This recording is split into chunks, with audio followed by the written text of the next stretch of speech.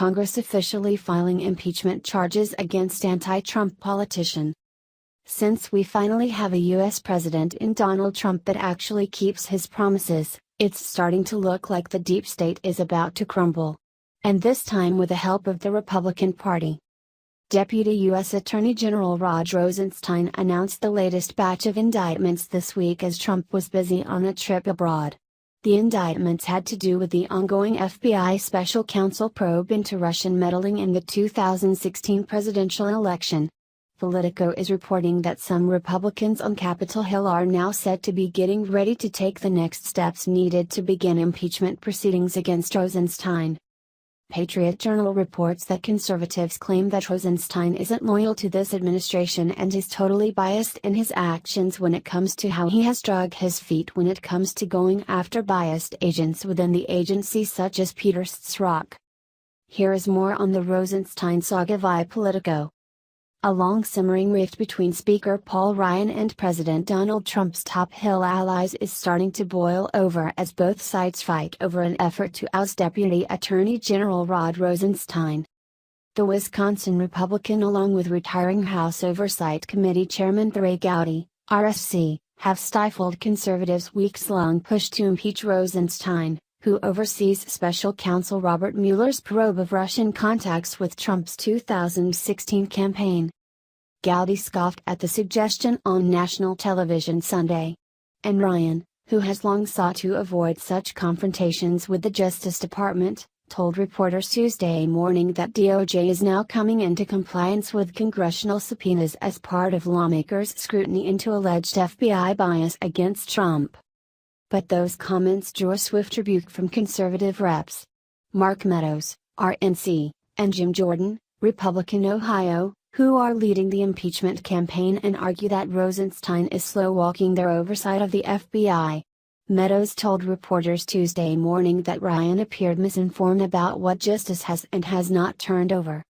"I can tell you that I guess the Speaker's staff is not fully informing him of what DOJ's actually complying with," Meadows said. Meadows also noted that the House had already adopted a resolution giving the Justice Department until July 6 to turn over the remaining documents lawmakers have requested. While Ryan has said those documents are being handed over, Meadows said that's hogwash.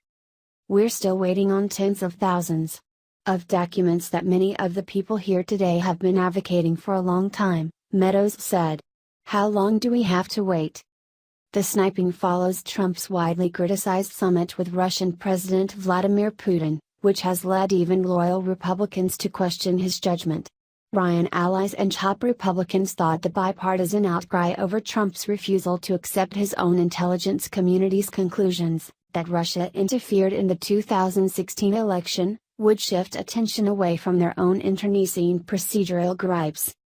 Indeed, lawmakers on both sides of the aisle say it has bolstered the importance of Mueller's probe, which led to last week's indictment of 12 Russian intelligence officers for hacking into the Democratic National Committee in 2016. But Trump's supporters on Capitol Hill are vowing to keep up the pressure on Rosenstein and are prepping an increasingly aggressive push against him for what they claim is his resistance to turning over documents connected to the FBI's Russia probe. "All options are still on the table," said Jordan when asked about the prospect of impeaching Rosenstein. The Freedom Caucus co-founder argued that we have caught them hiding information from us, and redacting information that should not have been redacted. He added, "If that is not a sufficient reason to move forward with impeachment, particularly when they are not in compliance with the resolution that was passed by the full House of Representatives 2 weeks ago, I do not know what is. All options are still on the table." The conservatives' swipe at Ryan is the latest indication of a deepening split among House Republicans over their posture toward the Justice Department and FBI.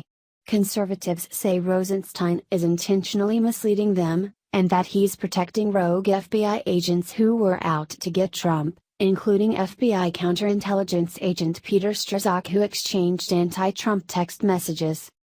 "Rosenstein is really helping destroy what used to be a great Justice Department, so something's got to be done," said Representative Louis Gohmert, Republican Texas.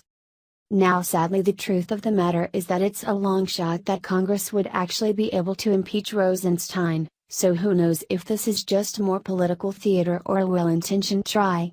But one thing is for sure, the only person who could put a stop to Rosenstein and Mueller is President Trump, who has the full authority to fire them all at will. If the president does fire them, it will bring on a huge backlash from the typical hacks in the Democrat Party and the rhinos in the GOP. But it would put a stop to this farce the left is trying to run, that the only reason President Trump won the 2016 election was because Russia interfered, which is totally false. If it was this easy to interfere in elections, then Obama would have won in his effort to oust Benjamin Netanyahu as Prime Minister of Israel when he poured $500,000 American tax dollars into beating him back in 2015.